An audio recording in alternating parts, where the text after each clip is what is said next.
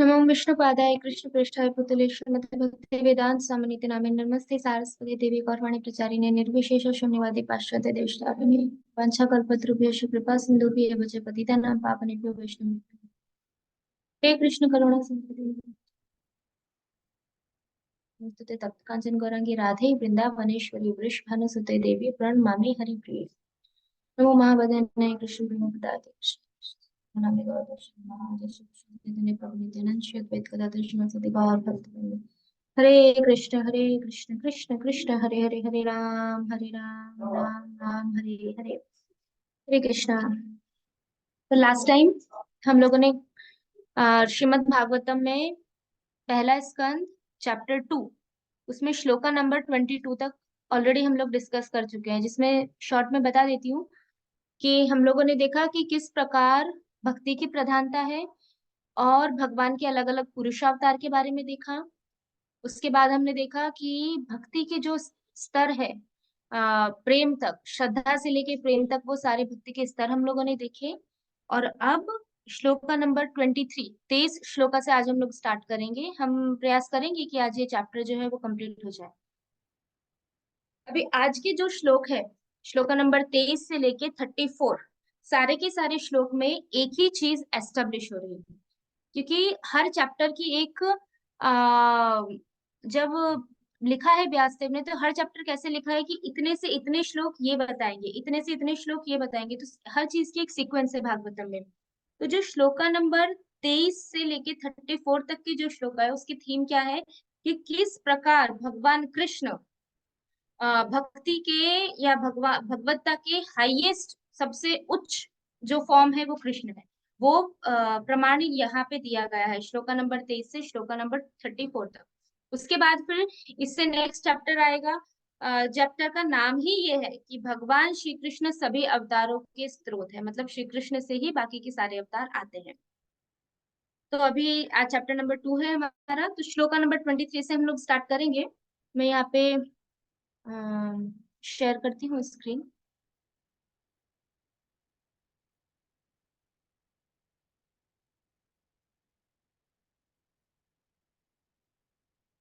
Okay, screen visible है? Yes दीदी। Okay,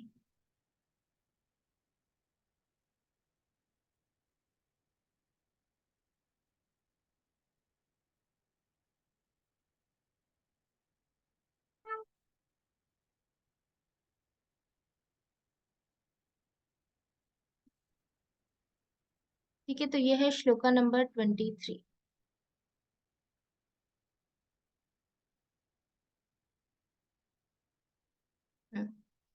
श्लोक नंबर 23। सत्वं रजस्तवम इति प्रकृतेर्गुणास्थितेर्युक्तः परपुरुषः एक इहासय धत्ते स्थितयादये हरि विरिञ्च हरेति संज्ञः श्रेयांसि तत्र खलु सत्वं तनोर्नृणां स्युः। इसका मतलब क्या है कि दिव्य भगवान प्रकृति के 3 गुणों, कौन कौन से 3 गुण हैं, सत्व, रज तथा तम, से अप्रत्यक्ष रूप से संबंध है और वे भौतिक जगत की उत्पत्ति, पालन तथा संहार के लिए ब्रह्मा, विष्णु तथा शिव, इन 3 गुणात्मक रूपों को ग्रहण करते हैं। इन तीनों रूपों में से सत्व गुण वाले विष्णु से सारे मनुष्य परम लाभ प्राप्त कर सकते हैं। तात्पर्य में प्रोपा जी लिखते हैं, अभी हम वो पढ़ेंगे। नमो भगवते वासुदेवाय।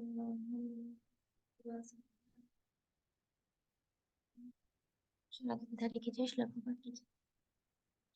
प्रभुपाद बता रहे हैं कि भगवान श्री कृष्ण तथा उनके सर्वपूर्ण अंश विष्णु तत्व है। मतलब भगवान कृष्ण और उनके जितने भी अंश है वो सभी के जो पूर्ण अंश है वो सभी विष्णु तत्व में आते हैं। भगवान श्री कृष्ण के बाद उनका जो अगला प्राकट्य होता है, सेकंड भगवान का जो दूसरा प्राकट्य है वो है बलदेव। बलदेव से संकर्षण आते हैं, संकर्षण के बाद नारायण आते हैं, और नारायण से दूसरे संकर्षण, और तब इन संकर्षण से विष्णु पुरुष अवतार का प्राकट्य होता है। ये ऑलरेडी हम भगवत गीता की क्लास में पढ़ चुके हैं कि किस तरह नारायण से दूसरे संकर्षण आते हैं, और वो संकर्षण में से फिर कारणोदक्षय विष्णु, कारणोदक्षय विष्णु में से गर्भोदक्षय विष्णु, और उनमें से क्षीरोदक्षय विष्णु आते हैं। वही चीज प्रभुपाद जी ने यहाँ पे बताई है। फिर आगे बोला है ब्रह्मा रजस के विग्रह है और शिव तमस के।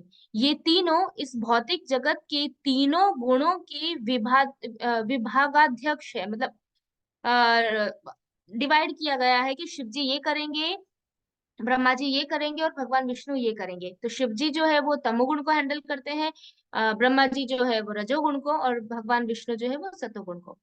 विष्णु के सत्व गुण से इस सृष्टि का प्राकट्य संभव होता है, और जब वे इसे विनष्ट करना होता है तो शिव जी अपने तांडव नृत्य से इसे नष्ट कर देते हैं।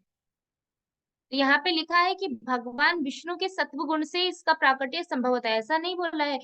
सर्जन करते ब्रह्मा जी है, लेकिन ब्रह्मा जी किसकी शक्ति से और किसके कहने पे करते हैं? तो वो भगवान विष्णु के कहने पे करते हैं। उसके बाद लिखा है, विष्णु परमात्मा के लाखों करोड़ों अभिन्न तथा भिन्न रूपों में प्रकट होते हैं। अभिन्न रूप ईश्वर कहलाते हैं और भिन्न रूप जीव कहलाते हैं। भिन्न भिन्न और अभिन्न, अभिन्न का मतलब भगवान से डिफरेंट नहीं है, सेम है भगवान की तरह, तो वो सब ईश्वर है। जैसे भगवान विष्णु के अलग अलग अवतार है, मत्स्य अवतार, वराह अवतार, ये सब जो भी है वो सब क्या है, सब ईश्वर कहलाते हैं। और जो भिन्न रूप है, जो भगवान से अलग है लेकिन भगवान के अंश है, उनको बोला गया है जीव। मतलब हम, उसमें हम आते हैं, ब्रह्मा जी आते हैं। जीव तथा ईश्वर दोनों के ही अपने मूल आध्यात्मिक रूप होते हैं। जीव कभी कभी भौतिक शक्ति के वशीभूत होते रहते हैं, किंतु भगवान विष्णु के रूप सदैव इस शक्ति को अपने वश में रखते हैं। जब भगवान विष्णु इस भौतिक जगत में प्रकट होते हैं तो वे माया के वशीभूत बद्ध जीवों का उद्धार करने के लिए आते हैं। भगवान यहाँ पे आते हैं तो भगवान को कोई पनिशमेंट नहीं मिली है, या भगवान का कोई ऐसा स्पेसिफिक कार्य नहीं है कि उनको कोई ड्यूटी मिली है और उनको आना पड़ेगा। भगवान अपनी इच्छा से भौतिक जगत में जो जीव है उनका उद्धार करने के लिए यहाँ पे प्रकट होते हैं, ऐसा यहाँ पे बोला है। ऐसे जीव इस भौतिक जगत में स्वामी बनने की आंतरिक इच्छा लेकर आते हैं, और इस तरह वे प्रकृति के तीन गुणों में फंस जाते हैं। जीव क्यों आता है?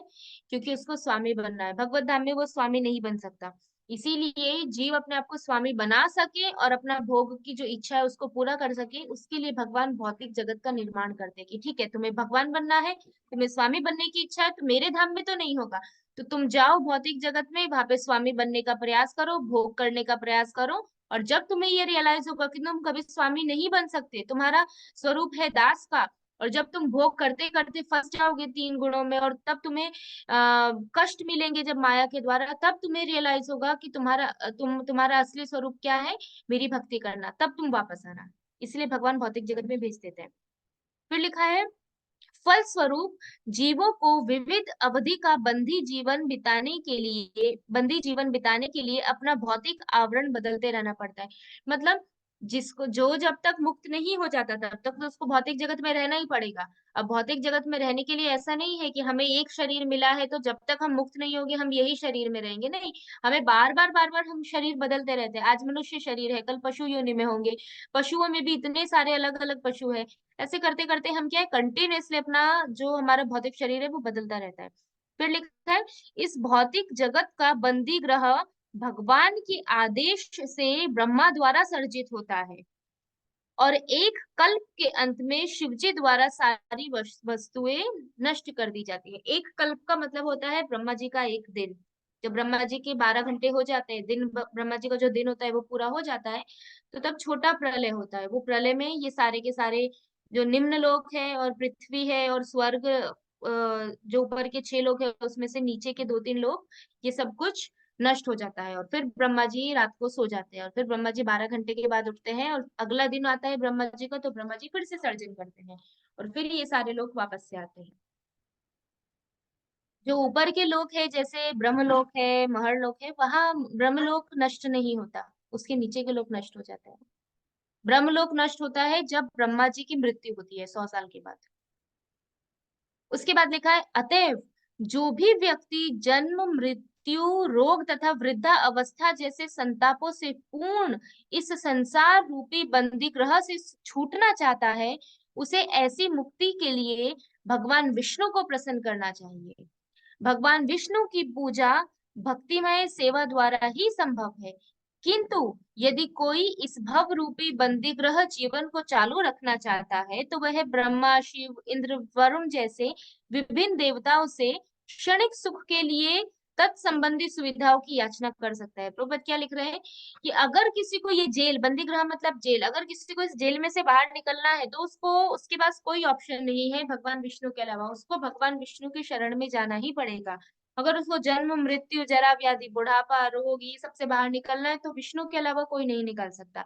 लेकिन अगर उसकी इच्छा है कि मुझे यही जीवन भर हमेशा आगे भी मुझे ये जेल में ही रहना है, भौतिक जगत में ही रहना है, तो वो व्यक्ति ब्रह्मा जी, शिव जी, इंद्र, वरुण, अलग अलग देवी देवताओं की पूजा कर सकता है और उनसे वरदान मांग सकता है। उसके आगे बोला है, किंतु कोई भी देवता बंदी जीव को इस जगत के बदजीवन से नहीं छुड़ा सकता। कोई भी देवता भगवान, हमें भगवान विष्णु के अलावा यहाँ से बाहर नहीं निकाल सकते, केवल विष्णु ही इसे कर सकते हैं। अतएव चरम लाभ भगवान विष्णु से ही प्राप्त किया जा सकता है। तो क्या यहाँ पे प्रूव किया है कि भगवान विष्णु परम है और भगवान विष्णु की ही पूजा करनी चाहिए। अब मैं एक पीपीटी शेयर कर रही हूँ, मुझे बताना कि दिख रही है या नहीं दिख रही है। दिख रही है?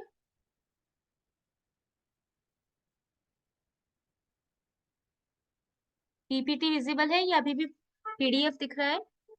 पीडीएफ दिख रहा है माता जी। पीडीएफ दिख रहा है ना? अच्छा, एक मिनट। स्टॉप शेयरिंग, फिर से शेयर करती हूँ।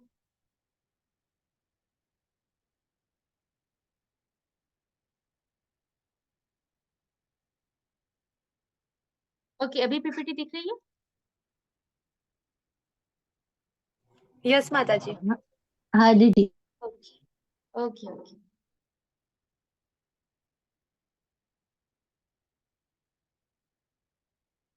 हम्म। तो यहाँ पे मैंने अभी ये पीपीटी में बताया है जो 34 श्लोका है, 23 से लेके 34, वो किस तरह से डिवाइड किए हुए हैं, उसकी थीम क्या है। तो देखो, 23 से लेके 25 तक 3 श्लोक में भगवान और उनकी भक्ति के बारे में बताया जाएगा। 26 और 27 2 श्लोका में देवताओं की पूजा त्याग करने के बारे में बताया गया है। 28 और 29, 28 29 में बताया है कि क्यों देवताओं की पूजा का त्याग करना है।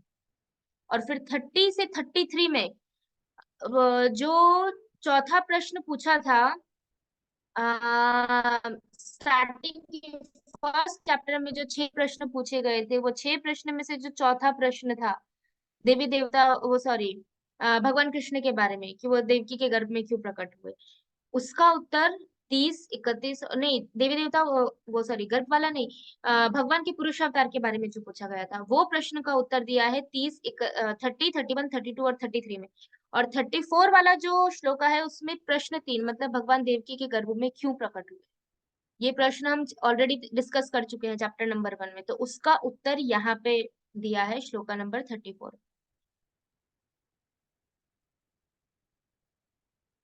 हम्म। अब ये है इम्पोर्टेंट।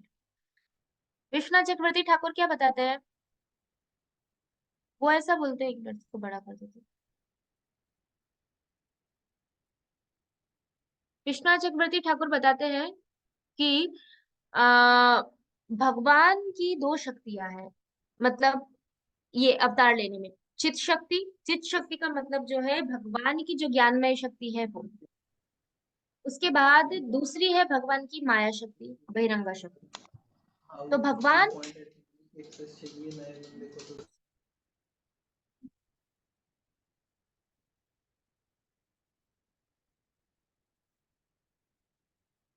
तो वो बताते हैं कि भगवान की अंतरंग शक्ति या भगवान की जो चित्त शक्ति है, वो मतलब भगवान की जो पूरी ज्ञानमय शक्ति है, वो चित्त शक्ति के भगवान के जितने भी अवतार है, जैसे मत्स्य अवतार, कूर्म अवतार, वराह अवतार, वो सारे के सारे अवतार पूजनीय है। क्योंकि यहाँ पे ये श्लोका में हमने क्या देखा है कि भगवान की 3 अवतार है, अलग अलग गुणों के अनुसार। भगवान सत्व गुण के अवतार भगवान विष्णु है, रजोगुण के ब्रह्मा जी हैं और तमोगुण के शिव जी हैं। और बोला गया है, और वो तीनों में अगर हमें परम लाभ चाहिए तो तीनों में किसकी पूजा करनी है? हमको विष्णु की पूजा करनी है। अब यही चीज को अच्छे से डिटेल में विश्वनाथ चक्रवर्ती ठाकुर समझाते हैं कि भगवान विष्णु के जो चित शक्ति वाले अवतार है, जैसे मत्स्य, कूर्म, वराह, नरसिंह, ये सारे अवतार पूजनीय है, हमको इनकी पूजा करनी चाहिए। उसके बाद आगे बोला है कि लेकिन माया शक्ति के जो अवतार है भगवान के, जैसे ब्रह्मा, विष्णु और शिव, इन तीनों में केवल विष्णु ही पूजनीय है। इनमें इनमें माया शक्ति वाले जो अवतार है उसमें ब्रह्मा और शिव की पूजा करने की आवश्यकता नहीं है, उसमें केवल विष्णु की ही पूजा करनी है। ये बताते हैं विश्वनाथ चक्रवर्ती ठाकुर। अब ये इंपॉर्टेंट है, ये थोड़ा फिलोसफी वाला है। वो बताते हैं कि शिव जी और ब्रह्मा जी, वो दोनों क्या करते हैं कि उनका जो शरीर है, शिव जी का और ब्रह्मा जी का, उनका शरीर रजोगुण और तमोगुण से प्रकट होता है। ब्रह्मा जी का और शिव जी का तमोगुण से और ब्रह्मा जी का रजोगुण से। और उनका कार्य क्या है कि वो जो भी गुण है, रजोगुण और तमोगुण, शिव जी तमोगुण को और ब्रह्मा जी रजोगुण को, वो उनको उनके डायरेक्ट संयोग में रहते हैं, मतलब डायरेक्ट टच में रहते हैं। इसीलिए शिव जी और ब्रह्मा जी पूजनीय नहीं है।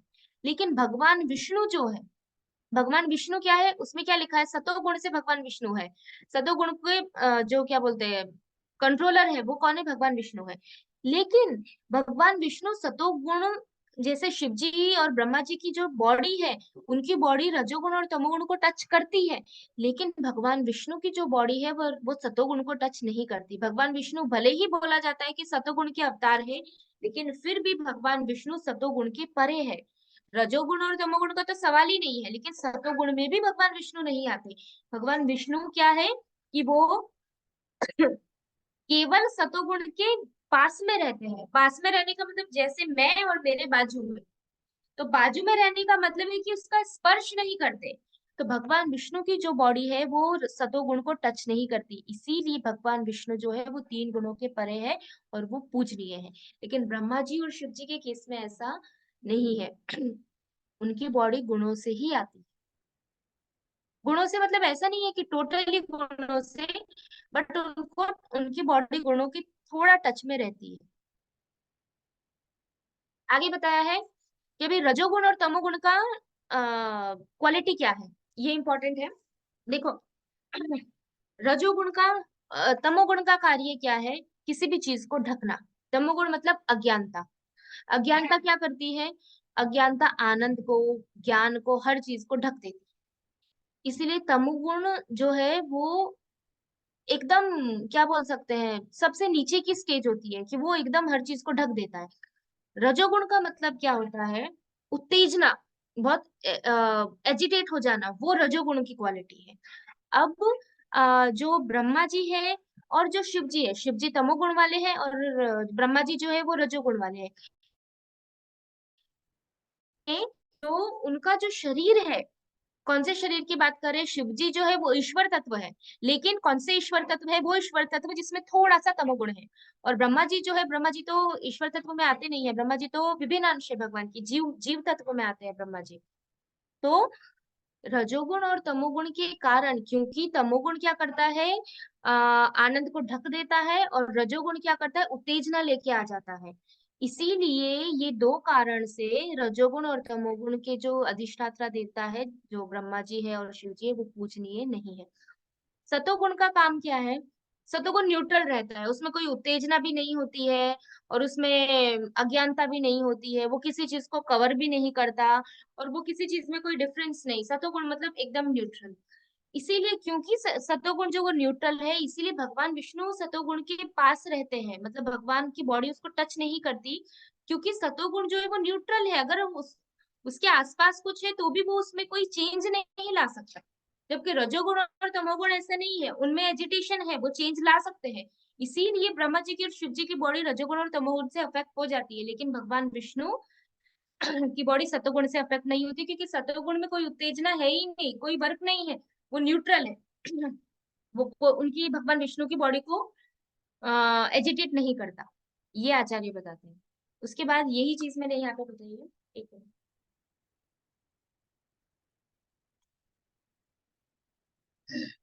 वही चीज आगे बताइए। तमोगुण का कार्य क्या है?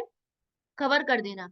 रजोगुण का कार्य क्या है? किसी भी चीज को बहुत एजिटेट कर देना। हम अपने एग्जाम्पल से ले सकते हैं कि तमोगुणी व्यक्ति पड़ा पड़ा रहता है, आलसी होता है, कुछ नहीं करता। रजोगुण वाला एकदम एजिटेट, मुझे ये करना है, ये करना है, वो करना है, यहाँ जाना है, वो करना है, बहुत एजिटेट हो जाता है। सतोगुण वाला रिलैक्स, एकदम न्यूट्रल। तो सतोगुण में क्या होता है कि जो ज्ञान है, सतोगुण का कार्य क्या है कि ज्ञान को प्रकाशित करना। रजोगुण का कार्य है एजिटेट करना, और तमोगुण का कार्य है ज्ञान को ढक देना। कुछ पॉइंट है इसमें इंपॉर्टेंट, वो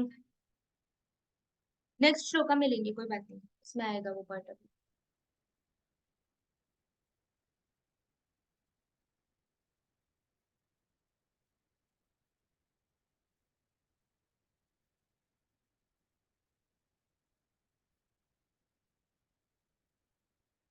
ठीक है, अभी उसके बाद नेक्स्ट श्लोका है श्लोका नंबर 24।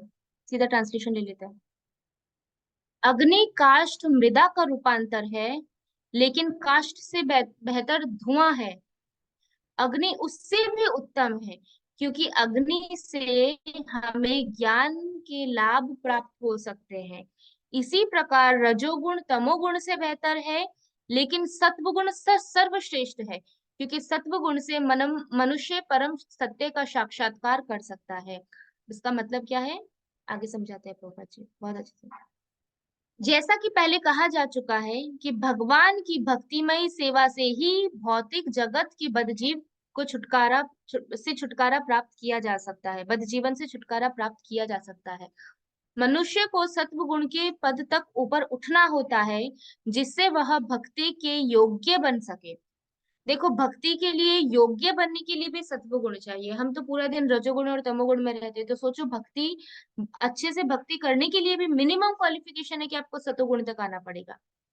किंतु यदि प्रगति में बाधाएं आए, तो सक्षम गुरु के निर्देशन में तमस पद से भी धीरे धीरे सत्व पद तक उठा जा सकता है। फिर क्या लिखा है कि अगर हम खुद नहीं उठ पा रहे हैं, खुद प्रगति नहीं कर पा रहे हैं, तो एक जो क्वालिफाइड गुरु है, वो गुरु के अंडर में रह के हम तमोगुण से लेके सतोगुण तक धीरे धीरे ऊपर उठ सकते हैं। अतः इसलिए जो निष्ठावान व्यक्ति है, उनको चाहिए कि प्रामाणिक गुरु के पास जाए, जो उन्हें तमोगुण रजोगुण तथा सतोगुण की किसी भी अवस्था से मुक्ति के पद तक ले जा सके। अल्टीमेटली अगर भगवत प्राप्ति करनी है तो तीनों गुणों के परे जाना पड़ेगा। तो इसीलिए उसके लिए हमें प्रामाणिक गुरु के पास जाने की आवश्यकता है। गुरु के बिना भगवत प्राप्ति असंभव। फिर उसके बाद बताया है, जीवन की असभ्य अवस्था या निम्न पशु जीवन तमोगुण द्वारा नियंत्रित होता है। मनुष्य की सभ्य अवस्था, जिसमें उसे नाना प्रकार के लाभों की कामना रहती है, रजोगुणी अवस्था है। इस अवस्था में भगवान की रंचमात्र अनुभूति हो पाती है। मतलब पशु जीवन में तो कुछ है ही नहीं, सिर्फ आहार निद्रा भय मैथुन है। इसीलिए ऐसा जीवन फुल्ली तमोगुण में है। पशु कभी सतोगुण में नहीं आ सकता। फिर लिखा है, मनुष्य की जो सभ्य लोग हैं, असभ्य जो सभ्य नहीं है वो तो तमोगुण में ही होते हैं, लेकिन मनुष्य जीवन में जो सभ्य लोग हैं, जो जेंटलमैन है, जो शास्त्रों का पालन करते हैं, ऐसे लोगों को भी कुछ ना कुछ इच्छाएं रहती है। तो वो इच्छाएं होने के कारण वो अपनी इच्छाओं की पूर्ति के लिए कार्य करते हैं, लगे रहते हैं, इसलिए वो रजोगुणी अवस्था है। फिर बोला है, और इसमें भगवान का थोड़ा बहुत रियलाइजेशन हो सकता है, लेकिन बहुत ज्यादा नहीं। किंतु सत्वगुण इससे भी उच्चतर गुणावस्था है, जिससे परम सत्य के साक्षात्कार में वास्तविक सहायता मिलती है। लेकिन जब हम सतोगुण पे चले जाते हैं, तो सतोगुण में जाके क्या होता है कि ज्ञान प्रकट होता है, ज्ञान रिवील होता है।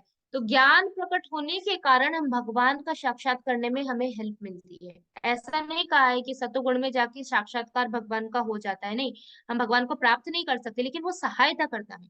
दूसरे शब्दों में ब्रह्मा विष्णु तथा हर नामक अधिष्ठाता देवों की विभिन्न पूजा विधियों तथा उन्हें प्राप्त होने वाले फलों में गुणात्मक अंतर होता है। मतलब क्या बताया है, इसीलिए जब ब्रह्मा जी रजोगुण के हैं, भगवान विष्णु सतोगुण के हैं, शिव जी तमोगुण के हैं, इसी प्रकार से हर देवी देवताओं की जो पूजा करनी है, उनकी पूजा करने के अलग अलग फल प्राप्त किए जा सकते हैं। बट हमें क्या प्राप्त करना है? भगवत भक्ति। इसीलिए हमें भगवान विष्णु की ही पूजा करनी है। अभी मैं पीपीटी शेयर करती हूँ।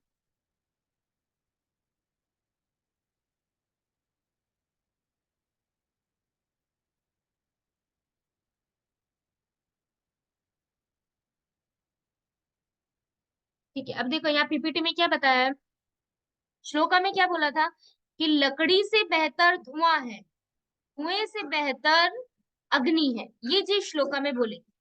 इसीलिए फिर कंपेयर किया है कि जिस प्रकार लकड़ी से अच्छा धुआं है और धुएं से अच्छी अग्नि है, उसी प्रकार तमोगुण से अच्छा रजोगुण है और रजोगुण से अच्छा सतोगुण है। अब क्यों ऐसा है, वो हमारे आचार्य इसमें बताते हैं। देखो, तमोगुण का कारण, तमोगुण का क्वालिटी क्या है, गुण क्या है तमोगुण का, कवर करना। तमोगुण मतलब अज्ञानता, तो वो क्या करता है, कवर कर देता है, ज्ञान को कवर कर देगा। तो उसको कंपेयर किया गया है लकड़ी के साथ। लकड़ी कैसी होती है, लकड़ी में कोई चेतना नहीं होती है, कोई मूवमेंट नहीं होता है, कोई गुण नहीं होता, वो पड़ी रहती है ऐसी ही। लकड़ी का गुण क्या है देखा जाए तो, लकड़ी के अंदर क्या होती है, अग्नि होती है। जब आप उस लकड़ी को घिसोगे तो घिसने से अग्नि उत्पन्न होती है। लेकिन अगर वो लकड़ी खाली पड़ी हुई है, तो क्या वो अपने आप उसको पता चलेगा कि मेरे अंदर अग्नि है और मुझे जल मतलब अगर ऐसे घिसेंगे तो अग्नि उत्पन्न हो जाएगी, तो क्या वो अपने आप अग्नि उत्पन्न कर सकती है, नहीं कर सकती। इसीलिए लकड़ी को तमोगुण के साथ बोला गया है कि वो, उसका ज्ञान ढका हुआ है और जब तक ज्ञान ढका है तो वो कुछ नहीं कर सकता। तो इसीलिए लकड़ी है तमोगुण के समान। फिर उसके बाद दूसरा है रजोगुण। रजोगुण को कंपेयर किया गया है धुएं के साथ। फिर रजोगुण का स्वभाव क्या है, रजोगुण एक्टिव होता है, उसमें कार्य होता है और एजिटेशन होता है। एजिटेशन का मतलब है कि विचलित होना एकदम, ये करना है वो करना है वो करना है, ये सारी चीजें एकदम एजिटेट हो जाते हैं, विचलित हो जाते हैं, विक्षेप। तो धुएं को कंपेयर किया गया है रजोगुण के साथ। क्यों? क्योंकि धुआं जो है वो एक्टिव होता है। धुआं क्या करेगा, मूव करता है, धुआं हिलता है, धुएं से आंखों में जलन होती है, धुएं में अग्नि हो, हीट होती है, धुएं धुएं में अगर गर्म धुआं हो तो आपका हाथ जल सकता है। तो इसी तरीके से धुआं एक्टिव है, लेकिन 100% कंप्लीट नहीं है। तो इसीलिए धुएं को कंपेयर किया गया है रजोगुण के साथ। तीसरा लेवल आता है अग्नि का। अभी अग्नि जो है वो बेस्ट है, सबसे अच्छी है।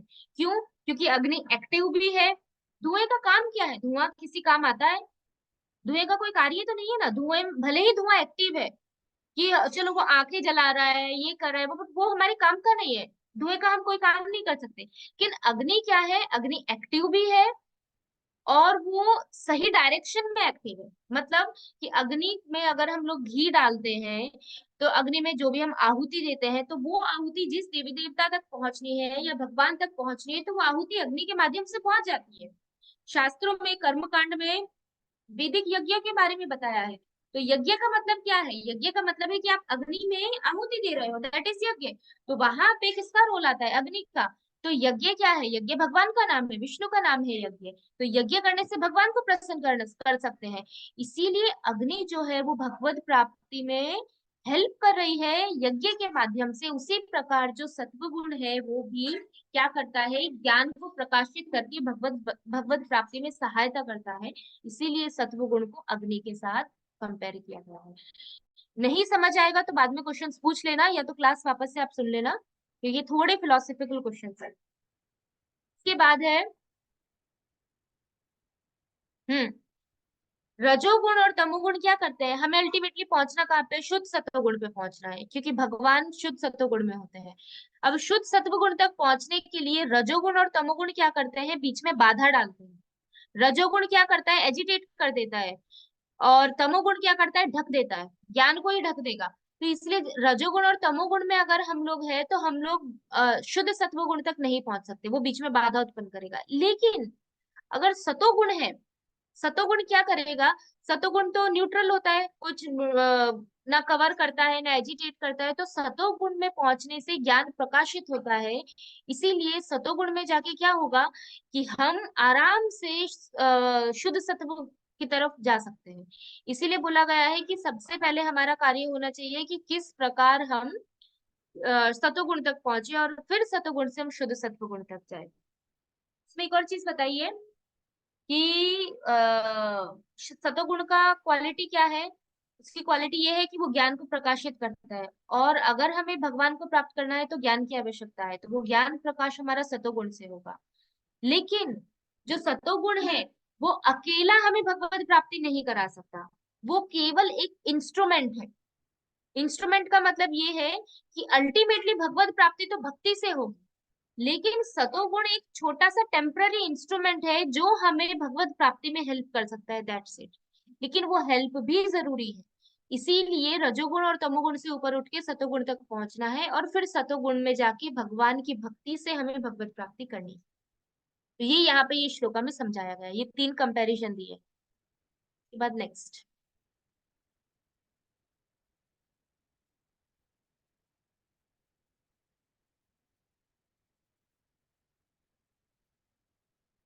फिर आगे 25th श्लोका, उसमें बोला गया है, पूर्व काल में समस्त महामुनियों ने भगवान की सेवा की, क्योंकि वे प्रकृति के 3 गुणों से परे हैं। उन्होंने भौतिक परिस्थितियों से मुक्त होने के लिए तथा फल स्वरूप परम लाभ प्राप्त करने के लिए पूजा की। क्यों भगवान की पूजा की? ताकि भौतिक अवस्थाओं से मुक्त हो सके और परम लाभ प्राप्त कर सके, मतलब मुक्ति प्राप्त कर सके, भगवान की भक्ति प्राप्त कर सके। अतएव जो कोई भी इन महामुनियों का अनुसरण करता है वह इस भौतिक संसार से मोक्ष का अधिकारी बन जाता है। कितना अच्छा बताया है कि अगर हमें मोक्ष का अधिकारी बनना है, हमारे लिए भक्तों के लिए मोक्ष का मतलब क्या है? भगवत धाम में जाके भगवान की सेवा करना, भगवान की सेवा करना ही हमारे लिए मोक्ष है। सेवा तो हम अभी भी करते हैं, लेकिन अभी हमारी आधी अधूरी टूटी फूटी सेवा होती है, जिसमें हम कभी रजोगुण में होते हैं, कभी तमोगुण में। हमें कौन से लेवल पे पहुंचना है? जहाँ कांस्टेंट 24 घंटे भगवान की सेवा हो। तो वहां पहुंचने के लिए ऐसे महामुनियों का अनुसरण, अनुसरण मतलब उनके पद चिन्हों पर चलना, उन्होंने जैसा किया है वैसा करना, उन्होंने जैसा बताया है वैसा करना। तात्पर्य में प्रभुपाद जी अभी पहले पैराग्राफ में धर्म के बारे में और महाजनों के बारे में बताएंगे। धर्म का प्रयोजन ना तो भौतिक लाभ प्राप्त करना है, ना ही आत्मा तथा पदार्थ के अंतर को बताने वाले सरल ज्ञान को अर्जित करना है। धर्म का मतलब ये नहीं है कि भौतिक भौतिक लाभ प्राप्त कर लो, या तो फिर हम ये जान ले कि अच्छा आत्मा अलग होता है और पदार्थ अलग होता है, और आत्मा के ये गुण है, पदार्थ के ये गुण है। नहीं, धर्म का मतलब सिर्फ इतना ही नहीं है केवल। धर्म का मतलब क्या है? धार्मिक अनुष्ठानों का चरम उद्देश्य अपने आप को भौतिक बंधन से छुड़ाना और उस दिव्य जगत में स्वतंत्रता का जीवन पुनः प्राप्त करना है जहां भगवान ही प्रधान रहते। अतएव धार्मिक नियमों का संचालन स्वयं भगवान द्वारा होता है, तथा धर्म का उद्देश्य महाजनों अर्थात भगवान के अधिकृत प्रतिनिधियों के अतिरिक्त और कोई नहीं जानता। क्या बोला गया है यहाँ पे? कि धर्म के नियम खुद किसने बनाए हैं? भगवान ने बनाए हैं। इसीलिए जो धर्म का उद्देश्य है वो भी कौन जानता है? भगवान जानते हैं, या फिर महाजन जानते हैं, जो भागवतम में 12 महाजनों के बारे में बताया है वो जानते हैं, या तो फिर भगवान की कोई ऑथराइज्ड परंपरा में कोई ऑथराइज्ड गुरु हो या भगवान का प्रतिनिधि हो, केवल वो जानता है, उनके अलावा और कोई नहीं जानता। भगवान के ऐसे 12 महाजन हैं जो धर्म के उद्देश्य को जानते हैं, और वे सभी भगवान की दिव्य सेवा में लगे रहते हैं। भागवत में आता है जैसे मनु, यमराज, कपिल, फिर प्रहलाद महाराज, बलि महाराज, व्यासदेव, चतुष कुमार, ये सारी इस तरह के, शिव जी, ब्रह्मा, ये सब 12 महाजन हैं। यमराज, ये सब 12 महाजन में आते हैं, तो केवल वही जानते हैं। फिर कहा जो लोग अपना हित चाहते हैं उन्हें चाहिए कि इन महाजनों का अनुसरण करें, मतलब उनकी आज्ञाओं का पालन करें, और उससे परम लाभ प्राप्त करें। ठीक है, तो ये था श्लोका नंबर 5 पीपीटी।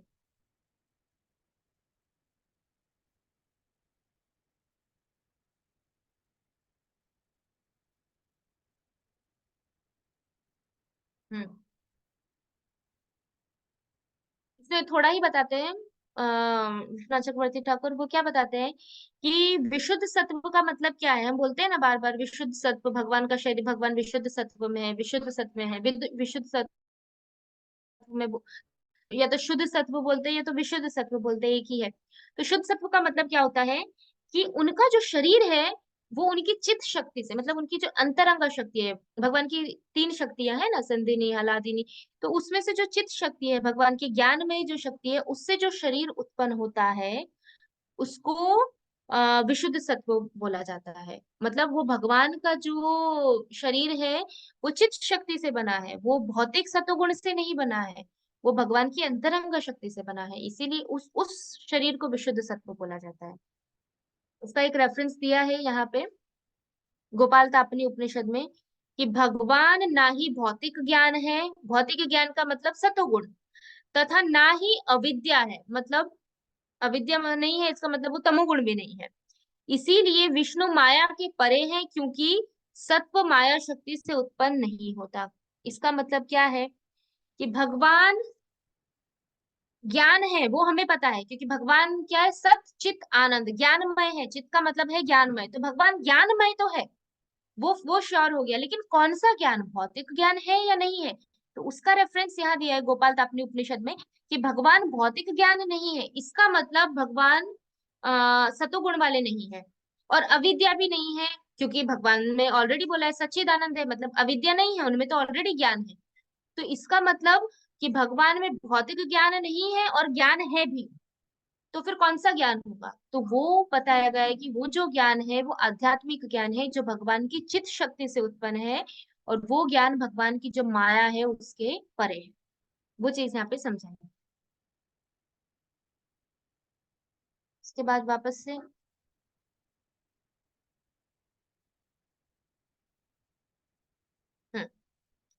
26 श्लोका 26, उसमें क्या बताया है, जो लोग मोक्ष के प्रति गंभीर है वे निश्चय ही द्वेष रहित होते हैं। वो किसी से द्वेष नहीं करते, इसने ये किया, इसने वो किया, ये ऐसा है, वो ऐसी है, इसलिए वो किसी के प्रति द्वेष नहीं करते, चाहे वो शत्रु भी क्यों ना हो, और सबका सम्मान करते हैं और सबके रेस्पेक्ट करते हैं। किंतु फिर भी वे देवताओं के घोर रूपों का अस्वीकार करके केवल भगवान विष्णु तथा उनके स्वांशों के कल्याणकारी रूपों की ही पूजा करते हैं। ठीक है, इस यहाँ क्या बता रहे हैं कि जो भी जीव है, जो भी ऐसे भक्त है ये जिनको वो मोक्ष चाहिए, मोक्ष का मतलब भगवत प्राप्ति चाहिए, भगवान को प्राप्त करना है, वो लोग द्वेष रहित होते हैं, किसी से ईर्ष्या नहीं करते, सबका सम्मान करते हैं। लेकिन इसका मतलब ये नहीं है कि वो देवताओं की पूजा करते हैं। क्या लिखा है, फिर भी वे देवताओं के रूप को अस्वीकार करते हैं और केवल भगवान विष्णु और या भगवान विष्णु के जो अवतार है, जो विष्णु तत्व में आते हैं, केवल उनकी ही पूजा करते हैं। सम्मान करते हैं, वो देवी देवताओं का भी सम्मान करते हैं, लेकिन पूजा नहीं करते। वो यहाँ पे बताया है। भी आगे प्रभुपाद जी बता रहे हैं कि पूर्ण पुरुषोत्तम भगवान श्री कृष्ण जो विष्णु कोटि के रूपों के मूल रूप है, मूल कौन है सभी विष्णु रूपों का, भगवान कृष्ण, वे दो अलग अलग कोटियों में अपना विस्तार करते हैं, दो अलग अलग भाग में अपना विस्तार करते हैं, पूर्ण अंश तथा भिन्न अंश। पूर्ण अंश, दो पार्ट है उनके, एक पूर्ण अंश भगवान का और एक भिन्न अंश। भिन्न अंश का मतलब होता है कि जो भगवान की सेवा करते हैं, और पूर्ण अंश का मतलब होता है जो भी भगवान के सारे अवतार होते हैं विष्णु तत्व, वो कूर्म, मत्स्य, वराह, नरसिंह भगवान, ये सब किसमें आ गए, पूर्ण अंश में। और भिन्न अंश में कौन आ गया, जो भी भगवान की सेवा करते हैं, वो सारे देवी देवता है, जीव है, सब उसमें आ गए। अब यहाँ पे बताया है कि भगवान द्वारा शक्ति प्रदत्त सारे देवी देवता भिन्नांश है, मतलब वो भगवान के भिन्न अंश है, लेकिन पूर्ण अंश नहीं है, इसलिए उनकी पूजा नहीं होती। वे विष्णु तत्व के कोटि में नहीं आते। विष्णु तत्व वे पुरुष है जो भगवान के आदि रूप के ही समान शक्तिमान है, और वे विभिन्न कला तथा परिस्थितियों में भिन्न भिन्न कोटि की शक्तियां प्रदर्शित करते हैं। भिन्नांश सीमित शक्ति वाले होते हैं, भिन्नांश मतलब देवी देवता सीमित शक्ति वाले होते हैं, उनमें विष्णु तत्वों की तरह असीम शक्ति नहीं होती। अतः विष्णु तत्वों या भगवान नारायण की पूर्ण अंशों की गणना कभी भी भिन्नांशों के साथ नहीं करनी चाहिए। कभी भी भगवान विष्णु को या उनके जितने भी अवतार हैं, या नारायण है या भगवान कृष्ण के जो भी अवतार है, उनको कभी भी देवी देवताओं के साथ कंपेयर नहीं करना चाहिए। यदि कोई ऐसा करता है तो वह पाषंडी अर्थात पाखंडी होने का अपराध करता है। इस कलयुग में अनेक मूर्ख व्यक्ति ऐसा अवैध अपराध करते हैं और दोनों कोटियों को समान बताते हैं। इसके बाद आगे बताया है, अलग अलग पूजा के स्तर बताए हैं ये पैराग्राफ में। ये विभिन्न अंश का मतलब हमें जैसे विभिन्न अंश आए तो समझ जाने का, देवी देवता या तो फिर जीव। लेकिन जो पूर्ण अंश है वो कौन होंगे, भगवान और भगवान के अवतार। ये विभिन्न अंश अपनी अपनी भौतिक शक्तियों के अनुसार विभिन्न पदों पर आसीन है, जैसे काल भैरव, शमशान भैरव, शनि, महाकाली तथा चंडिका। इन देवताओं की पूजा वे ही लोग करते हैं जो तमोगुण की निम्नतम अवस्था में होते हैं। ब्रह्मा, शिव, सूर्य, गणेश तथा अन्य ऐसे ही देव उन लोगों के द्वारा पूजे जाते हैं जो भौतिक भोग से प्रेरित होने के कारण रजोगुणी होते हैं। किंतु जो सचमुच सतोगुणी है, वे केवल विष्णु तत्वों की ही पूजा करते हैं। विष्णु तत्वों के अनेक नाम तथा रूप है, जैसे नारायण, दामोदर, वामन, गोविंद तथा अधोक्षज। अब उसके बाद बताया है नेक्स्ट पैराग्राफ में प्रोपात बताते हैं ये कि सुयोग्य ब्राह्मण, ब्राह्मण के बारे में बताया है जो भगवान विष्णु की पूजा करते हैं। सुयोग्य ब्राह्मण शालिग्राम शिला द्वारा निरूपित विष्णु तत्वों की पूजा करते हैं, और क्षत्रिय तथा वैश्य जैसे कुछ उच्चतर वर्णों के लोग भी सामान्य तथा विष्णु तत्व की ही पूजा करते हैं। जो उच्चतर लोगों के लोग हैं वो किसकी पूजा करते हैं? केवल विष्णु तत्वों की। फिर सतोगुणी योग्यतम ब्राह्मण कभी भी अन्य की पूजा विधि से ईर्ष्या नहीं करते। देखो यहाँ पे क्या लिखा है कि भले ही विष्णु की पूजा करते हैं, लेकिन देवी देवताओं से या देवी देवताओं की जो पूजा की विधि है उससे वो ईर्ष्या नहीं करते।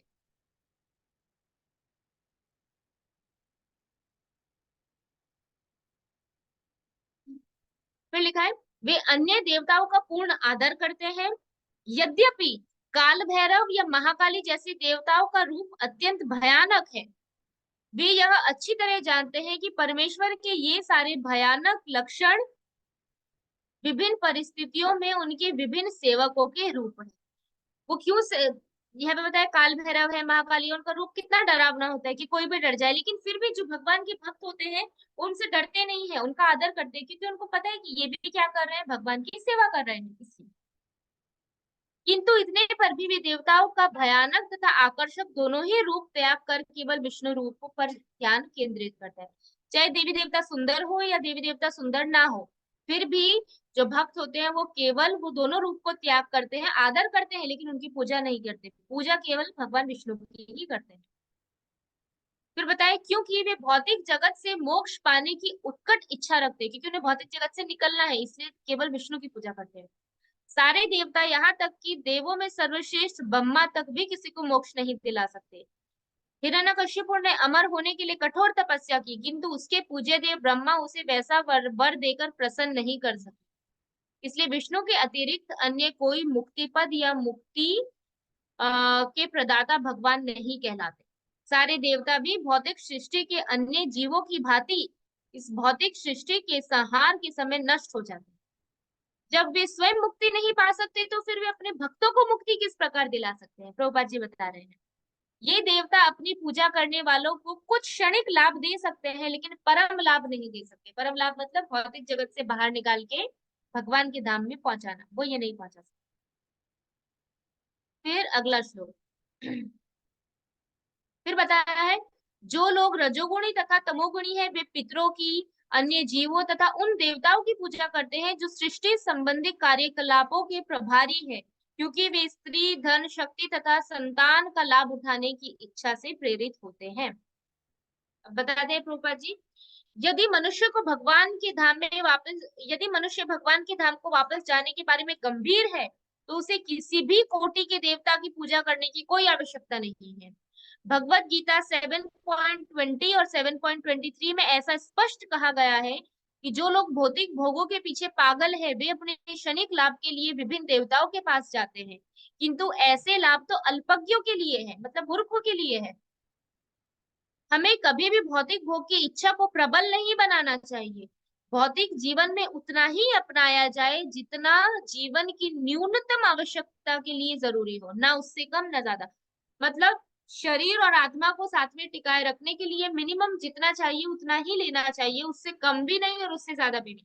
ऐसा भी नहीं है कि कुछ भी नहीं करना है और ऐसा भी नहीं है कि इन इनफ है कि हम अच्छे से रह सकते हैं और उससे हम बहुत ज्यादा कर रहे हैं कि नहीं, आपके पास अच्छा घर है तो नहीं अभी मुझे ये अच्छे घर से और 4 मंजिले का घर बनाना है, नहीं ऐसा नहीं। वो चीजें आप प्रभुपाद बता रहे हैं। फिर वो बताते हैं अधिक भोग अपनाने का अर्थ है अपने आप को भौतिक संसार के कष्टों में अधिक से अधिक बांधना। कितनी मेहनत लगती है, ये मेहनत करते जाएंगे, बुढ़ापा आ जाएगा, बुढ़ापे में भक्ति करने के लिए शरीर नहीं बचेगा, तो इसीलिए हम और ज्यादा बंधते जाते हैं। जो लोग भौतिकता में निमग्न है उन्हें अधिक धन, अधिक स्त्रियां तथा झूठी कुलीनता जैसी वस्तुएं चाहिए, क्योंकि वे विष्णु की पूजा से प्राप्त होने लाभ से अनजान रहते हैं, इसीलिए वो ये सब चीजों के पीछे पड़े रहते हैं। विष्णु की पूजा से इस जीवन में लाभ तो मिलता ही है, किंतु मृत्यु के बाद अगले जीवन में भी लाभ मिलता है, जो देवी देवता नहीं दे सकते। इन सिद्धांतों को भूलकर जो लोग अधिक धन, अधिक स्त्रियां तथा अधिक संतान चाहते हैं, ऐसे लोग विभिन्न देवताओं की पूजा करते हैं। जीवन का लक्ष्य जीवन के कष्टों को समाप्त करना है, उनको बढ़ाना नहीं है। लेकिन हम आजकल क्या कर रहे हैं, बढ़ा रहे हैं, हर चीज में बढ़ा रहे हैं। एक्स्ट्रा पढ़ाई, कष्ट बढ़ाना, एक्स्ट्रा पैसा, कष्ट बढ़ाना, एक्स्ट्रा संतानें, कष्ट बढ़ाना, हर चीज में। हाँ, अगर आपकी संतान भगवान की सेवा में है तो कोई प्रॉब्लम नहीं है, आपका धन भगवान की सेवा में है, कोई प्रॉब्लम नहीं है। लेकिन भगवान की सेवा में नहीं है और केवल बढ़ाने के लिए बढ़ा रहे हैं अपने लिए, तो वो कष्टप्रद है। फिर बताया है, भौतिक सुख के लिए देवताओं के पास जाने की कोई आवश्यकता नहीं है।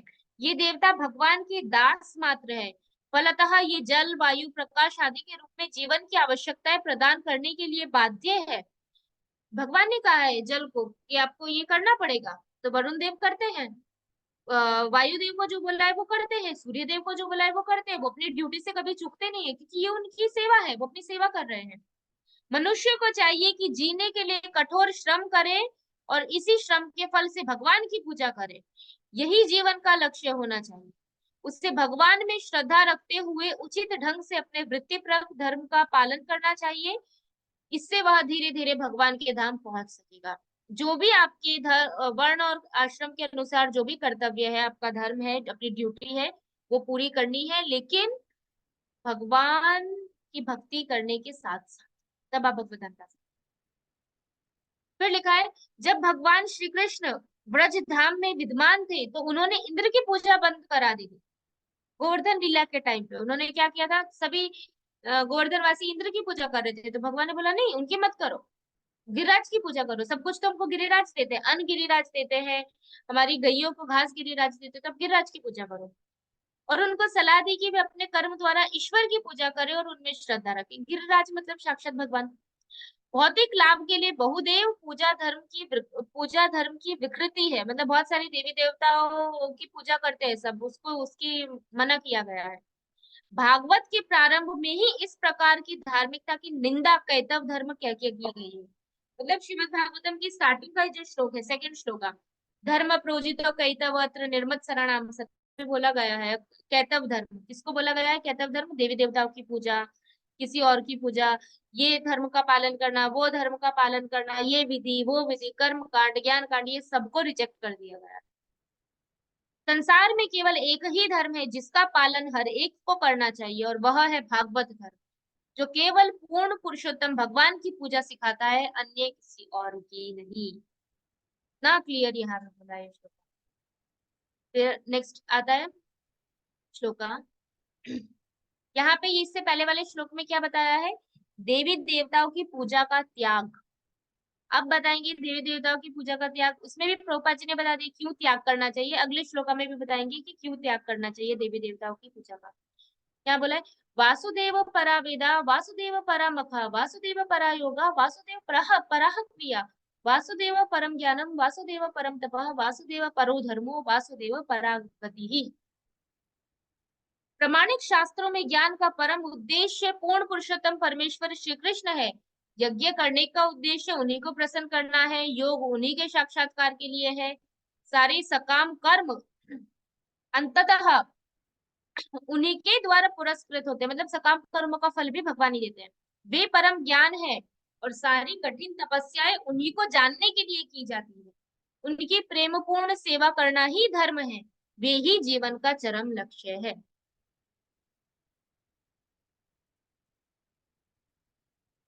इन दो श्लोकों में पुष्टि की गई है कि केवल भगवान ही, कृष्ण ही एकमात्र पूजा के पात्र है। तो अभी पहले वाले श्लोका में भी यही किया कि भगवान कृष्ण की या भगवान विष्णु की ही पूजा करनी चाहिए, और ये श्लोका में भी वही चीज की गई है। क्यों ऐसा किया गया? तो यहाँ लिखा है, यही सारे वेदों का सार तत्व है। इसी की पुष्टि भगवत गीता में भी भगवान खुद बोलते हैं कि वेदेश सर्वैरहमेव वेद्यो वेदांत कृत वेद विदेह चाहम, कि वेदों का चरम लक्ष्य क्या है? केवल भगवान श्री कृष्ण को जानना और कोई उद्देश्य नहीं। इसके बाद आगे बताया है, निर्विशेषवादी जिन्हें भगवान के व्यक्तित्व का ज्ञान नहीं है, भगवान की सर्वशक्तिमता को कम बताते हैं, उन्हें भी किसी अन्य समस्त साधारण जीवों के समान बताते हैं। वो बोलते हैं भगवान भी साधारण जीव है, माया के कारण है। कि ऐसे निर्विशेषवादी अगर मुक्ति प्राप्त करते हैं तो उनको बहुत ज्यादा कठिनाई है। फिर यज्ञ और ध्यान के बारे में बताया है कि अभी कोई मैं शॉर्ट में बता देती हूँ। प्रभुपाद बताते हैं कि अगर कोई यज्ञ करता है, क्योंकि वेदों में यज्ञ के बारे में बोला है, ध्यान के बारे में भी बोला है, ज्ञान के बारे में भी बोला है, तो बोले कि अगर यज्ञ के बारे में बोल रहे हैं कि ये सब यज्ञ करने चाहिए, तो हमें वो यज्ञ केवल और केवल भगवान विष्णु की प्रसन्नता के लिए ही करने चाहिए। इस प्रकार से वेदों में कहा गया है कि सारे यज्ञ वासुदेव की अनुभूति के लिए ही होते हैं। वो उसका मतलब है, क्योंकि भगवान विष्णु का अन्य नाम है यज्ञ। उसके बाद दूसरा योग पद्धति के बारे में बताया है। सेम योग पद्धति, योग पद्धति में अपनी इंद्रियों को संयमित करना, फिर जो अष्टांग योग की पद्धति है वो भी अल्टीमेटली भगवान विष्णु के चतुर्भुज रूप देखने के लिए ही है। उसके देखने के बाद ही आप अष्टांग योग पद्धति का जो भी फल है कि आपको ये सिद्धि चाहिए, वो सिद्धि चाहिए, इस श्लोक में जाना है, वो सब तभी हो सकती है। इसीलिए जो इसके क्या बोलते हैं, योग की अलग अलग विधियां, जो अगर बोले कोई कि वेदों में तो योग भी बोला है, यज्ञ भी बोला है, और आप तो बोल रहे हो कि वेद वेद का मतलब भगवान को जानना है, लेकिन वेदों में तो यज्ञ बताया गया है, तो यज्ञ भगवान को जानने के लिए बताया गया है। योग बताया गया है, तो योग भी भगवान को जानने के लिए ही बताया गया है। ऐसा यहाँ पे बताया गया है, प्रभुपाद जी यही बताते हैं। क्योंकि अगर कोई योग पद्धति का अच्छे से पालन करता है तो अगले जन्म में उसको भगवान के भक्त के घर में, या तो फिर ऐसे ब्राह्मण वैष्णव के परिवार में उसको जन्म मिलता है, जिससे वो अपने अगले जन्म में वो अपनी भक्ति प्राप्त कर सकता है। तो इस प्रकार से योग के बारे में वेदों में बताया गया है। फिर उसके बाद ज्ञान के बारे में, तो ज्ञान के बारे में भी ऐसा है। यहाँ पे प्रभुपाद जी वही बता रहे हैं कि ज्ञान का मतलब 18 बातें बताते हैं, ज्ञान के अनुशीलन की 18 बातें भगवत गीता में बताई गई है। तो वो भी यहाँ पे बोला गया है कि मनुष्य को किस प्रकार होना चाहिए, उसमें अभिमान नहीं होना चाहिए, अहिंसा नहीं करनी चाहिए, एकदम सरल होना चाहिए, आत्म संयमी, गुरु का भक्त होना चाहिए। तो ये सब क्यों बताया है? ताकि ये सब सुन के वो अपनी जो भी भौतिक चीजें हैं, धन संपत्ति घर परिवार, उससे धीरे धीरे अनासक्त हो जाए, और इस ज्ञान को ग्रहण करने के बाद वो ये जान सके कि मेरा वास्तविक जो दुख है वो क्या है, जन्म मृत्यु जरा व्याधि। और जब उसे ये ज्ञान मिल जाएगा, तब जाके वो भगवान की भक्ति में जाएगा, और भगवान की भक्ति में जाके फिर वो भगवान को प्राप्त कर सकता है। इसलिए ज्ञान का भी उद्देश्य अल्टीमेटली क्यों दिया है वेदों में? ताकि वो धीरे धीरे भगवान की ओर आ सके। फिर प्रभुपाद जी कंपेयर करते हैं कि आध्यात्मिक ज्ञान और भौतिक ज्ञान में क्या फर्क है। आध्यात्मिक ज्ञान का मतलब है उसको इंद्रिय भोग से बाहर निकालना, और भौतिक ज्ञान का उद्देश्य है उसको इंद्रिय तृप्ति में अंदर घुसाना। फिर आगे तपस्या के बारे में, कि वेदों में भी तपस्या के बारे में भी बोला गया है कि तपस्या करनी चाहिए। तो यहाँ पे बोला गया है कि जो तपस्या करनी चाहिए, वो तपस्या का भी मतलब क्या है, कि हम ये तपस्या करके अभी जिस लेवल पे है उस लेवल से एक लेवल ऊपर उठ सके। इसीलिए लेकिन हमें ऐसी तपस्या, वेदों में इस प्रकार की तपस्या बताइए जिन तपस्या से हम जो गुण है प्रकृति के, जो रजोगुण है तमोगुण है, धीरे धीरे हम उन गुणों से बाहर निकल सकते हैं, और अल्टीमेटली फिर हम सतोगुण पे पहुंच सकते हैं, और सतोगुण पे से जाके फिर हम शुद्ध सतोगुण पे पहुंच सकते हैं। लेकिन किस प्रकार की तपस्या? ये ऐसी जो आजकल की तपस्याएं होती है, अनशन ले लिया, या फिर ये धरना पे बैठ गए, ऐसी तपस्या की, या खुद को कोड़े मार रहे हैं, ये तपस्या की बात नहीं की है। यहाँ पे भगवत प्राप्ति के लिए जो तपस्या की गई है वो बताइए, जैसे भगवान का ध्यान करना, या तो फिर उपवास करना, एकादशी का उपवास करना, निर्जला करना, ये सारी चीजें, सुबह जल्दी अर्ली मॉर्निंग उठ के मंगला आरती करना, ये भी भक्तों के लिए तपस्या है। तो ये सारी तपस्या जो है वो भगवान की भक्ति के लिए हेल्पफुल है। तो इस तरह की तपस्याओं की शास्त्रों में अनुमति दी गई है। फिर प्रभुपाद जी ने लास्ट में क्या लिखा है?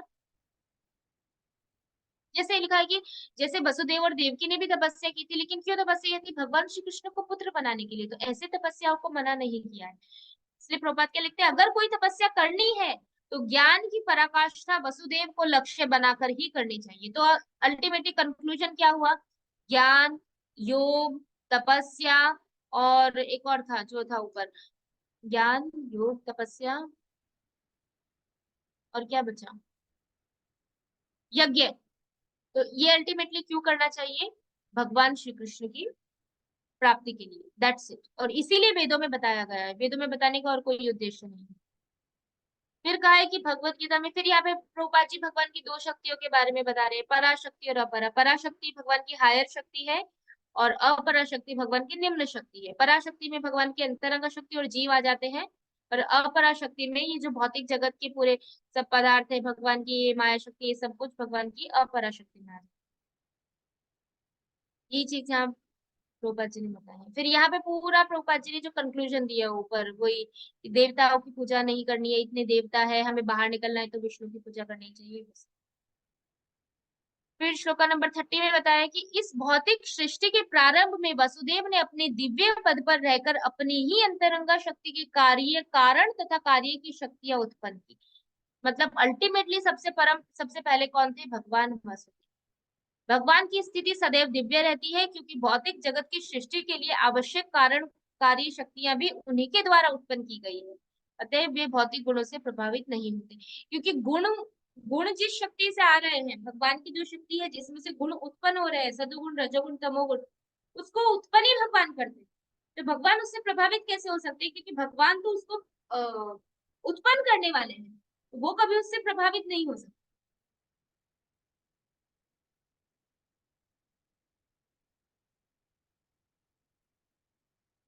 के बाद 31 में बताया, भौतिक पदार्थ की उत्पत्ति करने के बाद वासुदेव अपना विस्तार करके उनमें प्रवेश करते हैं। भगवान ने क्या किया? भौतिक पदार्थ की उत्पत्ति कर दी, अब भगवान उसके अंदर एंटर होते हैं। यद्यपि वे प्रकृति के गुणों में रहते हुए उत्पन्न जीवों में से एक जैसे लगते हैं, ऐसा लगता है कि अच्छा भगवान भी प्रकृति के अंदर एंटर हो रहे हैं, भगवान विष्णु जो है वो भी हमारे जैसे ही है। लेकिन कभी ऐसा नहीं होता, भगवान हमेशा अपने दिव्य पद पर बने रहते हैं। वही चीज यहाँ पे बताइए।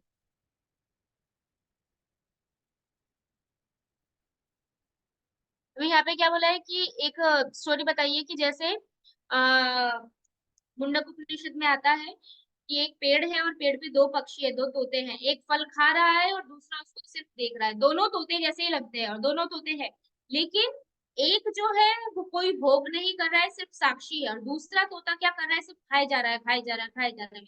तो वैसे ही जो जीव है वो भौतिक जगत में रह के भोग कर रहा है, गलतियां कर रहा है, पाप कर्म कर रहा है, और भगवान जो है वो परमात्मा रूप में, सखा के रूप में उसके साथ में है, लेकिन वो सिर्फ उसको ऑब्जर्व कर रहे हैं, वो किसी भी चीज में लीन नहीं होते, किसी भी कार्य में लीन नहीं होते। वो चीज बताई गई है यहाँ। दो पक्षियों का उदाहरण दिया गया है। बस इतना ही ये श्लोका में है। फिर आगे बताया है 32 कि परमात्मा रूप में भगवान सभी वस्तुओं में उसी तरह व्याप्त रहते हैं जिस तरह लकड़ी के भीतर अग्नि रहती है, और इस प्रकार यद्यपि वे एक एवं अद्वितीय है, वे अनेक प्रकार से दिखते हैं। क्या कंपैरिजन किया गया है कि भगवान परमात्मा के रूप में हर वस्तु में है, एटम में भी है भगवान, हर जीव के हृदय में भी है, लकड़ी में, पत्थर में, हर चीज में है। तो इसका कंपैरिजन किसके साथ किया है कि जैसे लकड़ी है, लकड़ी में अग्नि होती है, लेकिन वो अग्नि हमें दिखती नहीं है, लेकिन जब वो अग्नि को आप, वो लकड़ी को आप घिसोगे तो अग्नि उत्पन्न हो जाती है। उसी प्रकार हर जीव में भगवान परमात्मा के रूप में है, लेकिन वो परमात्मा हमें दिखेंगे कब? वो तब दिखेंगे जब हम ज्ञान लेके अपना शुद्धिकरण करेंगे, और वो ज्ञान के कारण भगवान अपने आप को हमारे सामने प्रकाशित करेंगे। ये चीज यहाँ पे समझाई गई। कोई चीज प्रभुपाद ने यहाँ पे लिखी है कि उसी प्रकार परमात्मा रूप में भगवान की उपस्थिति उन दिव्य विषयों के वेद श्रवण तथा कीर्तन की सम्मत विधि द्वारा अनुभव की जा सकती है, जिसका वर्णन उपनिषद तथा वेदांत जैसे साहित्यों में किया है। मतलब कैसे, क्या बोला है कि दूध से मक्खन निकलता है, लेकिन मक्खन हमको दिखता नहीं है, लेकिन उसको मथना पड़ता है तब निकलता है। लकड़ी में अग्नि होती है, लेकिन उसके लिए लकड़ी को घिसना पड़ता है तब अग्नि निकलती है। उसी प्रकार परमात्मा जो है सबके हृदय में है, लेकिन परमात्मा का अनुभव कब किया जा सकता है? जब हम सही तरह से परंपरा में श्रवण करते हैं, कीर्तन करते हैं, तभी हम भगवान का अनुभव कर सकते हैं। कोई एग्जाम्पल यहाँ नहीं दिया है। के बाद 33, भौतिक जगत के तीन गुणों से प्रभावित हुए जीवों के देह में परमात्मा प्रविष्ट होते हैं और सूक्ष्म मन के द्वारा तीन गुणों के फल भोगने के लिए जीवों को प्रेरित प्रेरित करते हैं। अब यहाँ पे क्या बोला है कि भौतिक संसार में चाहे कोई भी हो, ब्रह्मा से लेके चींटी तक हर कोई भोग करता है, लेकिन वो भोग भी अल्टीमेटली किसके माध्यम से किया जाता है? भगवान के माध्यम से। अगर भगवान सैंक्शन ना करे तो कोई भी जीव भोग भी नहीं कर सकता। अभी भगवान की भोग करने की अलग अलग चीजें हैं कि लाइक भगवान क्योंकि जीव भगवान की शक्ति है, इसलिए भगवान जीवों के माध्यम से भोग कर रहे हैं, ये एक तरीके से हम समझ सकते हैं। दूसरा कि जीव खुद भोग नहीं कर सकता, इसीलिए भगवान जीव को उसकी भोग करने की इच्छा को सैंक्शन करते हैं, परमिशन देते हैं कि ठीक है तुम भोग करो। ये दूसरे तरीके से हम इसको समझ सकते हैं। कोई चीज प्रभुपाद जी ने यहाँ पे बताई है? आप लोग परपट एक बार पढ़ सकते हैं कि अभी टाइम हो गया है, इसीलिए लास्ट श्लोक है अभी।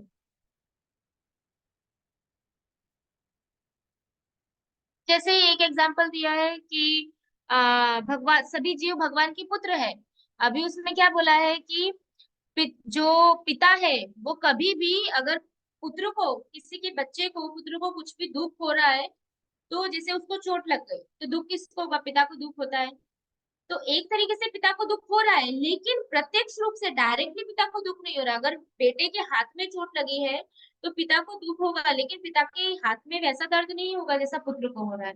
तो उसी प्रकार से भगवान जो है, वो यहाँ पे क्या बोला गया है कि भगवान प्रभावित होते हैं हमारे दुखों से, लेकिन वो प्रत्यक्ष रूप से डायरेक्टली प्रभावित नहीं होते। वे इतने दयालु है कि सभी जीवों के साथ परमात्मा रूप में निरंतर बने रहते हैं और जीव को वास्तविक सुख की ओर प्रेरित करते हैं। इसके बाद लास्ट श्लोक में बोला है, इस प्रकार सारे ब्रह्मांडों के स्वामी देवताओं, मनुष्य तथा निम्न पशुओं में अवासित सारे ग्रहों का पालन पोषण करने वाले हैं भगवान। वे अवतरित होकर शुद्ध सत्व गुण में रहने वालों के उद्धार हेतु लीलाएं करते हैं। यहाँ पे क्या बताए कि भौतिक ब्रह्मांड अनगिनत है और हर ब्रह्मांड में असंख्य ग्रह है और उसमें असंख्य अलग अलग कोटि के जीव है। और भगवान विष्णु क्या करते हैं कि हर लोक में और हर प्रकार की जीव में अवतरित होते हैं। इसके बीच फिर वो अपनी दिव्य लीलाएं करते हैं। भगवान मत्स्य अवतार में मछली के रूप में आए हैं, वराह अवतार में भगवान आए हैं, नरसिंह भगवान में पशु के रूप में आए। तो इस प्रकार भगवान हर जीव के समूह में अवतरित होते हैं। वे उनके बीच अपने दिव्य लीलाओं का प्रदर्शन करते हैं, जिससे उन्हें भगवान के धाम वापस जाने में रुचि उत्पन्न हो सके। कोई भी बोले भगवान ने ये क्यों किया, वो क्यों किया, वो किया, अल्टीमेटली भगवान की लीला करने का एक ही उद्देश्य है, ताकि वो जीवों को प्रेरित कर सके कि तुम मेरी लीला सुनो, उसको देखो, उसको समझो और उनको भगवान की धाम वापस जाने की इच्छा जागृत हो सके। ये वो प्रश्न का उत्तर है जो स्टार्टिंग की फर्स्ट चैप्टर में पूछा था कि भगवान देवकी के गर्भ में क्यों प्रकट, देवकी के गर्भ से उन्होंने कृष्ण रूप क्यों लिया? तो इसीलिए लिया ताकि वो जीवों को अपने धाम वापस ले जाने के लिए ऐसे जीवों को अपने प्रति आकर्षित कर सके, उनके मन में अपने प्रति भाव और प्रेम को जगा सके और वो जीव भगवान के धाम वापस जा सके। ये है अभी एक।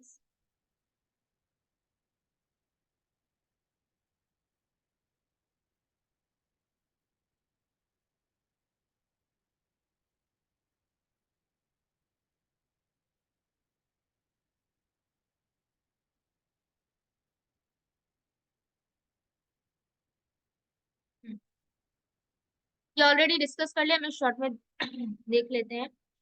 ये वेदों का तात्पर्य हमने अभी देखा ना, वासुदेव परा भक्ति, वासुदेव परा वेद।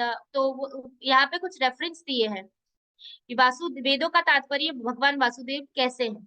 तो भागवतम के कुछ रेफरेंस दिए, 3 रेफरेंस वहां पे बताया है कि भगवान बोल रहे हैं कि काल के प्रभाव के कारण मैंने ही ब्रह्मा को वैदिक ज्ञान दिया। इसका मतलब वेदों का ज्ञान देने वाले कौन है? भगवान है। तो यहाँ वेदों का कंक्लूजन किसने दिया? भगवान ने। फिर भगवान अब एक दूसरे रेफरेंस में बोलते हैं कि केवल मैं और मेरे भक्त ही वेदों का अर्थ जानते हैं। तो ये भी भगवान की स्टेटमेंट है जहां भगवान बोल रहे हैं। फिर दूसरे एक श्लोक में भगवान क्या बोल रहे हैं? वेदों में भक्ति है, मैं हूँ, कर्म और ज्ञान नहीं है, वही भगवान का स्टेटमेंट है। वेद मेरी शरण ग्रहण करते हैं तथा भक्तों को आनंद होकर प्रसन्न, तथा भक्तों को आनंद होकर प्रसन्न होते, भक्तों को, सॉरी, का मतलब ये था कि वेद मेरी शरण ग्रहण करते हैं और भक्तों को आनंद देकर प्रसन्न होते हैं। जब भक्त आनंदित होते हैं तो तब वेद प्रसन्न होते हैं। और वेदों में क्या दिया है, भगवान खुद क्या बोल रहे हैं, वेदों में भक्ति दी है, मैं हूं, लेकिन वेदों में कर्म और ज्ञान नहीं है। इसीलिए ये जो प्रूव है कि वेदों का तात्पर्य वासुदेव है, वो इसलिए है, उसके रेफरेंस हमारे आचार्य ने दिए हैं। फिर ये भी ऑलरेडी हम डिस्कस कर चुके हैं कि यज्ञ, योग, तपस्या, सबका उद्देश्य क्या है, अल्टीमेटली भगवान का। तो यहाँ पे दो एग्जाम्पल दिए हैं कि यज्ञ जैसे है, तो यज्ञ करने का मतलब क्या है कि अगर कोई इंद्र के लिए यज्ञ कर रहा है, या फिर सूर्य के लिए यज्ञ कर रहा है, या अलग अलग देवताओं के लिए यज्ञ कर रहा है, तो वो यज्ञ करने का उद्देश्य क्या होना चाहिए कि इंद्र जो है वो भगवान के अंश है, वो भगवान के शरीर का एक रूप है, विराट रूप के एक अंग जो है वो इंद्र है। इसीलिए मैं वो विष्णु की पूजा कर रहा हूँ, लेकिन इंद्र उनके एक अंग है, तो उनके अंग के रूप में मैंने ये यज्ञ इंद्र के लिए, ये चेतना होनी चाहिए। तो वो यज्ञ अल्टीमेटली हमको भौतिक उसमें नहीं बांधेगा, और हमारा जो डिटर्मिनेशन है कि देवी देवताओं की पूजा ना करना, जो शुद्ध भक्ति है, शुद्ध भक्ति का मतलब क्या है, केवल कृष्ण की भक्ति, तो वो जो शुद्ध भक्ति है वो टूटेगी नहीं। उसका उदाहरण क्या है, भरत महाराज, भारत लिख दिया मैंने, पर वो है भरत महाराज। भरत महाराज यज्ञ करते थे, राजा थे, लेकिन वो हर एक यज्ञ जो देवी देवताओं के लिए करते थे, वो हर एक यज्ञ में देवी देवताओं को भगवान के अंश रूप में ही मानते, तो इसीलिए उनकी शुद्ध भक्ति कभी टूटी नहीं। दूसरा, भगवान पे ध्यान करना जो योग के बारे में दिया है, तो उसका उदाहरण हम कपिल मुनि से ले सकते हैं। तो योग पे अगर ध्यान डालना है, जैसे उन्होंने सांख्य योग सिखाया, बट अल्टीमेटली जाना कहाँ पे है, ध्यान किस पे करना है, भगवान के ऊपर।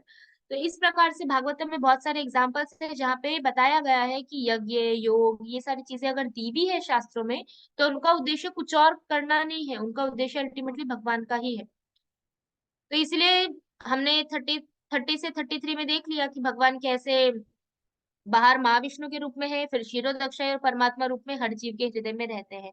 तो ये उनका विस्तार है, वही चीज यहाँ पे लिखी है। फिर ये लकड़ी वाला वो ऑलरेडी मैं समझा चुकी हूँ कि जैसे फ्रिक्शन करने से, घिसने से लकड़ी से आग उत्पन्न होती है, वैसे ही परमात्मा हर जीव के हृदय में होते हैं, लेकिन जब हम श्रवण करते हैं, कीर्तन करते हैं, तो भगवान क्या करते हैं, वो माया का आवरण हटा देते हैं और भगवान अपने आप को रियलाइज करवाते हैं। ये 33।